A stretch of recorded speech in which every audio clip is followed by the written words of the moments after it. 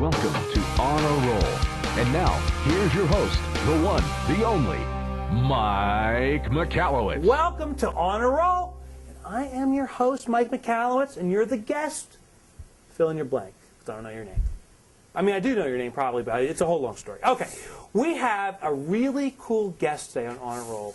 He wrote this book. His name is Kevin Daum. He wrote this book, Roar. And it's a fun parable about communication, the most important part of growing a business. But before we talk to Kevin, first I want to thank our swagsters. They made these products called Sensibles, and they've stocked our bathroom with them. It is products for women's disposable stuff. So I'm not necessarily using them, but the women here at the office are using them. And if you have women at your office, load up.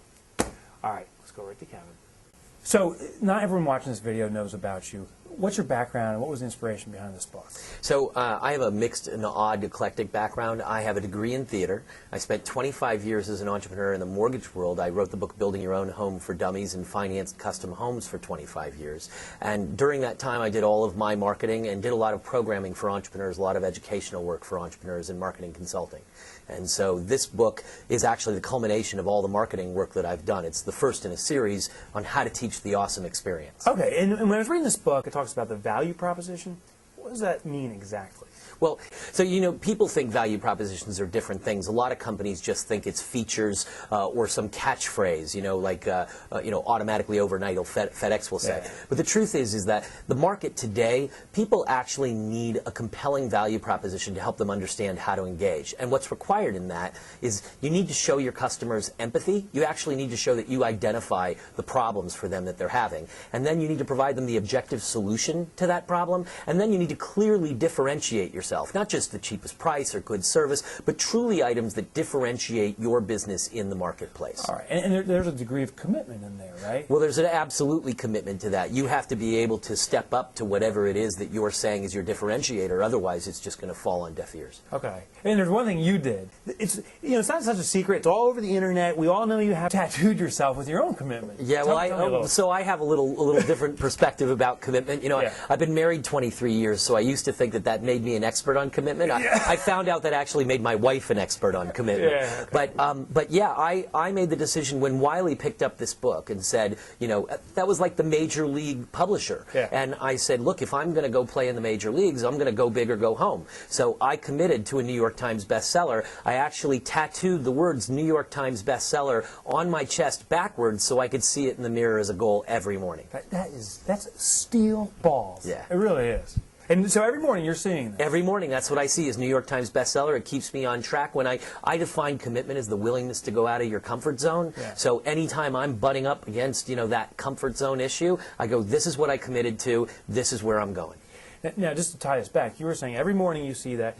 In your book, you talk about something that ties back to not every morning, but 3,500 years ago. Yeah, so we have a 3,500-year-old secret that we unveil in the book, and since it's just you and me, Mike, I'll actually give you a clue on what it is right now. So it actually relates to the Passover Seder, the Jewish Passover Seder. So here's the thing, you know, we talk about a compelling value proposition, and it's great if you've got a good message now, but that message can't be provided the same way to every buyer that's out there. Okay. No longer can you just put out a bunch of information and expect that everybody's going to respond the same way. So you have to speak differently to all the different kinds of buyers. The secret is there's only 4 kinds of buyers.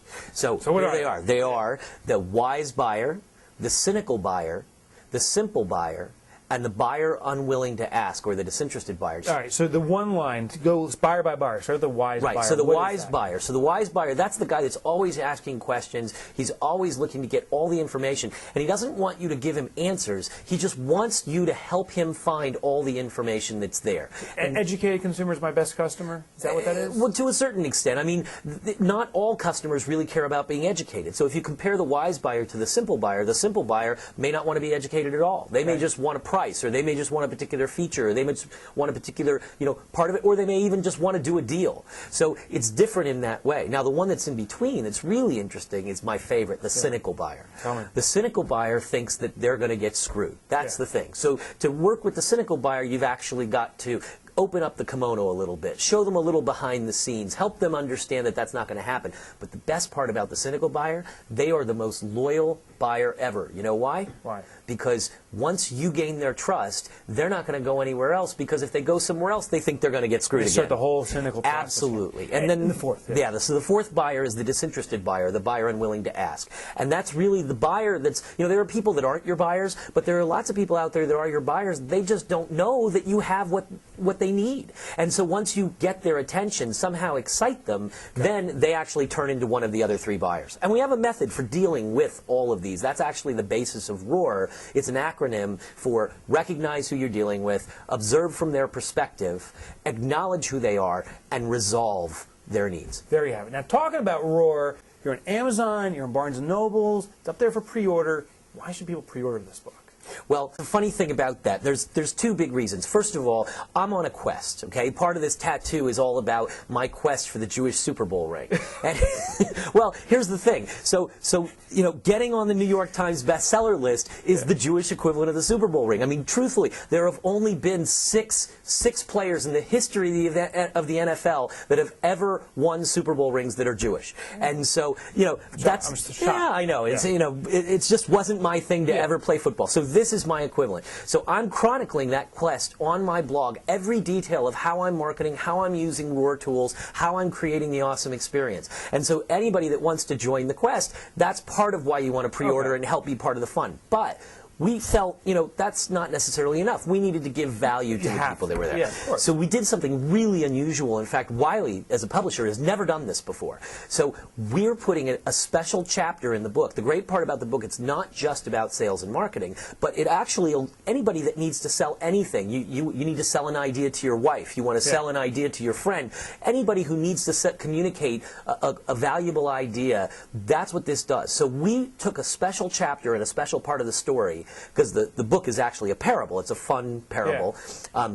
And we actually set it up so that you've got this extra chapter and a webinar coupon, but only if you pre-order the book, because it's only going in the first print run. So all the people who buy it after the book has come out in April, they're not going to get this special chapter. They're not going to get this special piece. Okay, so pre-order it now. Kevin Daum, author of ROAR. Thank you, my brother. Thank you. I appreciate it. I want to see this tattoo. So let's do it the old school way. Okay. Let me get in there. Show it to me. There it is. Hey, it's backwards. Of course it's backwards. That's so I can see it.